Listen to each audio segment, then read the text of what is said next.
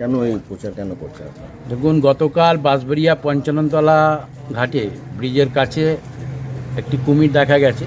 এর আগেও কানলার ওদিকে একবার কুমির দেখা গেছিল, কিন্তু আমরা যেহেতু লাগোয়া বাঁশবেড়িয়া পৌরসভার সঙ্গে চুঁচুড়া পৌরসভা লাগোয়া, এখানে প্রচুর গঙ্গার ঘাট আছে, স্নান করে প্রচুর মানুষ, পুণ্যার্থী আসে। তাই তাদের উদ্দেশ্যে পৌর প্রশাসন এবং জেলা প্রশাসনের নির্দেশে আমরা হুগলি চুঁচুড়া পৌরসভা স্বাস্থ্য দপ্তরের তরফ থেকে আমরা একটা সতর্কবার্তা দিচ্ছি সাধারণ মানুষকে।